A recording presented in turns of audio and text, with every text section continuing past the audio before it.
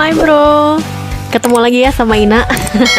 Oke, dari motovlog yang kemarin, sebelum yang ke museum, kan terakhir kesini nih berhentinya Pit Shop Bike Cafe. Nah, kita masuk dalam untuk silaturahmi sama temen Ina. Ya udahlah, kita ngopi dulu karena memang niatnya mau chit chat lah. Tuh, jam operasionalnya dicatat ya. Bukanya siang, kalau weekend bukanya agak pagian. Interiornya oke loh. Untuk lebih klasik celah, jadul-jadul gimana gitu. Orang-orang di sini kebanyakan cowok nih. Kece-kece. Siapa tahu ada mau cari jodoh. Aksesoris bersepeda yang dijual sini cukup lengkap juga ya. Sarung tangan, helm, dan lain-lain. Buat harga langsung datang aja deh. Pokoknya ana harga, ana rupa, ana kualitas terjamin. Perlengkapan bersepeda yang perlu Anda persiapkan sebelum goes. Supaya berlangsung dengan lancar, aktivitas goes memerlukan persiapan yang tepat. Salah satu yang paling penting adalah mempersiapkan perlengkapan bersepeda dengan baik. Perlengkapan goes ini diperlukan untuk menghindari berbagai risiko yang tidak dikehendaki, misalnya cedera karena jatuh atau yang kita nggak tahu. Wes, ngopi desek wes. Ngopi.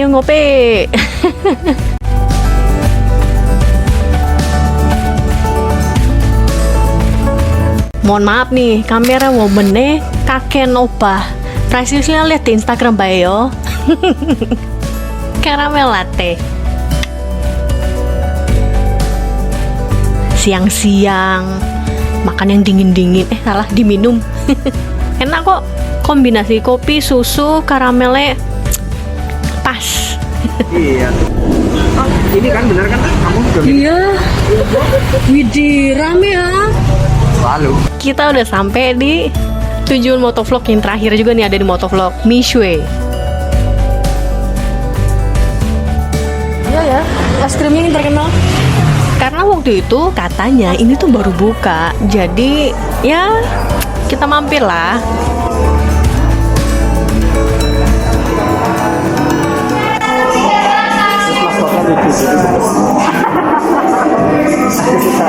Aku suka tersihir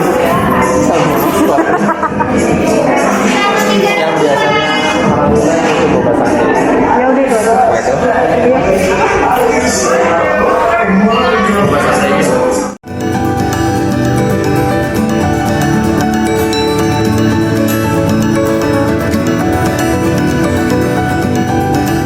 Oke, karena di dalam penuh, jadi kita nang jaba bae ya.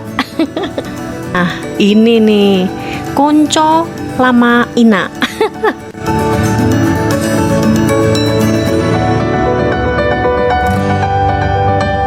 Selamat makan.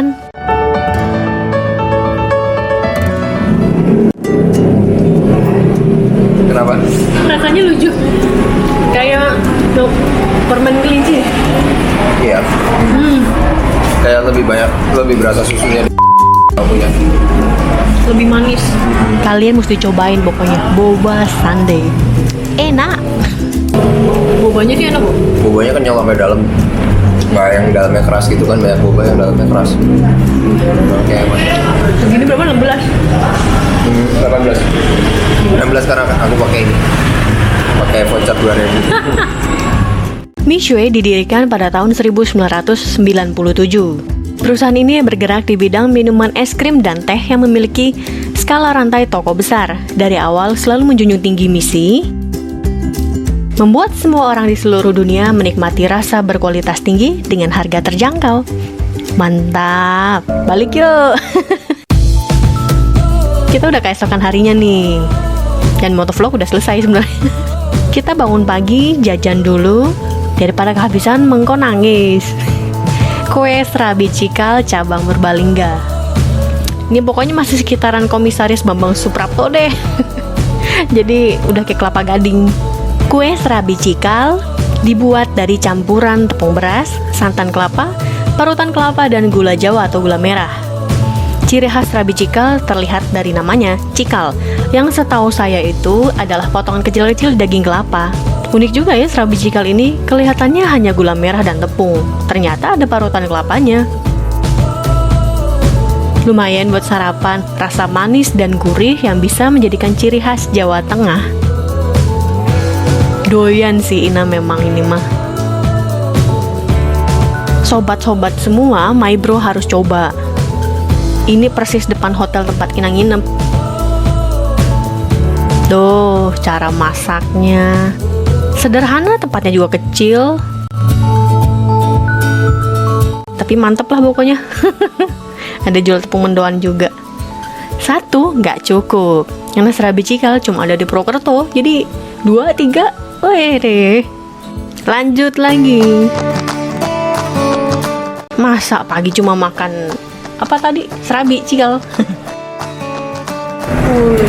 Ya, lombok hijau kan?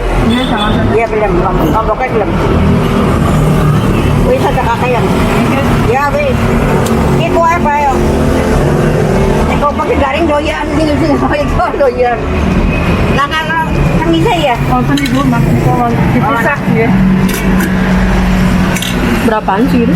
Sudah tahu makan dulu. Ibu, bayar kali. Ya, wis. Lauknya banyak ya. Tetap lagi Mbak ya? Enggak gitu aja. Segitu aja. Pakai apa? Biasanya apa? Terserah Mbak yang mau pakai apa? Oh gitu. Ya gudeg ya boleh. Gitu. Pakai telur? Oh enggak. Ayam suwir? Iya. Kenapa menunjuk menggunakan jempol lebih beradab dibandingkan telunjuk? Dengan menunjuk memakai jempol, menunjukkan sikap yang sopan dan rendah hati. Ketika menggenggam tangan, ibu jari selalu melindungi 4 jari lainnya yang berada di belakang ibu jari. Seorang ibu akan selalu melindungi anak-anaknya. Begitulah ketika kita menggenggam tangan, ibu tidak akan membiarkan anaknya terluka. Ibu jari atau jempol selalu memberi penghargaan terbaik. Jika kita menyukai, menyetujui, menilai bagus hasil kerja orang lain, tentu kita memberikan jempol kita untuk memberikan apresiasi. Segini aja nih. Ya, berapaan gini? 12. Kasih. Widih, isi lontong, isi daging. Wes, mantep lah. Madang sih, yuk sarapan dulu. Direkam mami nih. Jadi maklum ya kalau ini dari bawah nge-shoot. Udah murah, enak lagi.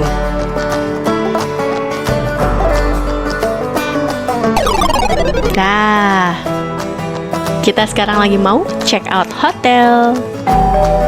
Udah cukup nih menikmati mewahnya hotel di Purwokerto.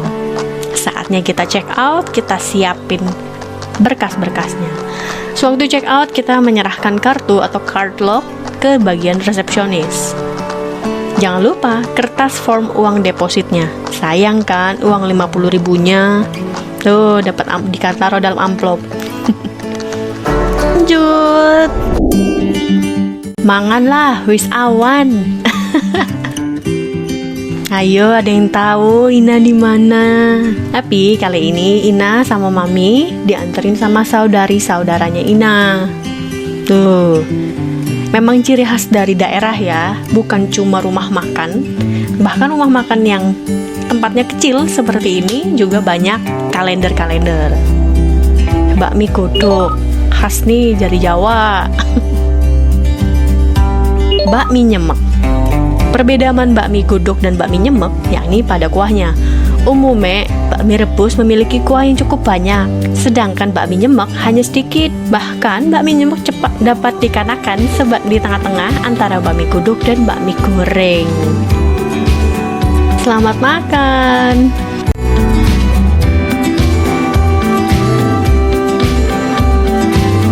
Rasanya mantep, gurih, asin, manisnya berasa sempurna. Apalagi Ina doyan bakmi, anak bakmi. Jadi lapar lagi kan Ina. Mantep tuh, Ina kasih jempol kan.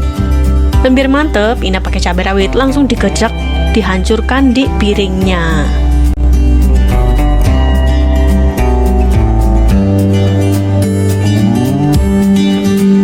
Awalnya dikiranya titik, ternyata akeh juga.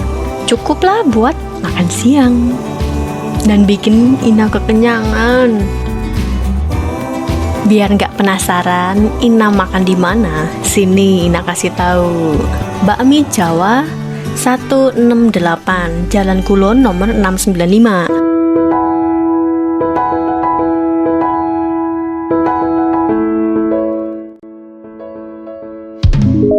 Aduh, lanjut kemana lagi nih? Pindah-pindahnya cepat ya kayak Nek.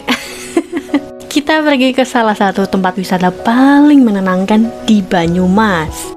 Sekilas tanda-tandanya wis katon ya. Ayo tebak. Betul, kita sudah sampai di Gua Maria, yang pasti lokasi di Banyumas. Waktu itu sepertinya pernah kesini, cuma berbeda dari yang waktu itu. Ini kayak lebih fotogenik, lebih cantik gitu. Nah, tandanya makin kelihatan nih pada papan info sumbangan. Betul, kita sudah sampai di Gua Maria Kaliori, Banyumas. Gua Maria Kaliori Banyumas, wisata religi Nasrani terbesar di Indonesia. Pada sebuah acara misa luhur yang diadakan pada 10 Oktober 1969 di Yogyakarta, pemimpin umat Katolik dunia dari Vatikan, Paus Yohanes Paulus II yang saat itu melakukan kunjungan, berkenan hadir di Gua Maria Kaliori untuk memberkati patung Bunda Maria dan menandatangani prasasti Gua Maria Kaliori. Dan selanjutnya, pada 8 Desember 1980, Gua Maria Kaliori ini diberkati dan diresmikan penggunaannya. Mantap, Inanya baru tahu nih. Nah, ternyata ini jawabannya. Kenapa ada patung Paus Yohanes Paulus II di Gua Maria Kaliori ini? Ina pikir ini gereja, tapi ternyata ini kapel. Ya, perbedaannya kapelnya lebih kecil daripada gereja.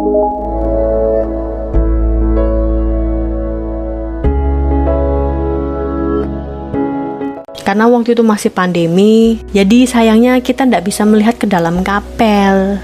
So, ingetin Al dan Ina ya, my bro, buat mampir lagi ke sini dan tunjukin lebih detail lagi. Di sini adem bener deh. Selain memang asri dari banyak tanaman, lokasi memang dekat perbukitan dan lembah. Wajar, suasana dan udaranya cocok buat healing inner peace. Alah. Sebelum memasukin Gua Maria Kaliori, kita lihat yang satu ini yuk. Taman Rosario Hidup. Taman Rosario Hidup terletak di samping pelataran Gua Maria Kaliori. Di dalam taman yang berbentuk melingkar ini terdapat relief peristiwa sedih, peristiwa mulia, dan peristiwa gembira. Sebenarnya penasaran kenapa nggak ada peristiwa terang gitu ya? Kan kita ada 4 ya, untuk umat Katolik pasti tahu lah. Nanti kita coba tanya lagi, atau mungkin my bro ada yang tahu, komen di bawah ya.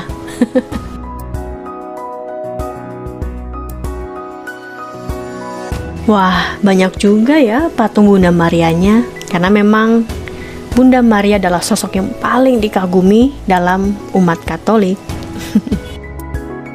So, yang mau nyumbang renovasi Gua Maria, ada kotak lilin tuh, lilinnya ada banyak. Waktu itu Ina nggak taruh lilin di sini. Ya, sebenarnya sih taruh lilin ya biar menunjukkan kita berdoa dan cahaya dari Ilahi semakin menyinari. Bagus ya Gua Marianya, patung Bunda Maria dikelilingi dengan bunga-bunga dan adem bener buat berdoa di sini tuh, memang tenang.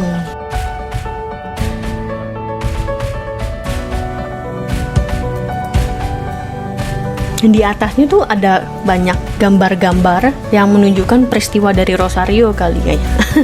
Mungkin kalau teman-teman yang tahu detail boleh komen ya. Nah, ini nih. Terima kasih untuk tidak menaruh lilin, tidak menyalakan lilin di sini. Nggak boleh juga metik bunganya. Aduh, emang ya. Kalau namanya larangan tuh udah kayak perintah. Nah, ini ada satu lagi. Gua Maria Pieta deh, yang dimana Tuhan Yesus di pangkuannya Bunda Maria gitu. Masih ada satu video lagi terakhir. Penasaran apa? Tungguin ya, maaf kalau lama uploadnya. Kulo ngertos nek rezeki niko mung titipan, tapi Gusti mbokne nitip katas titik.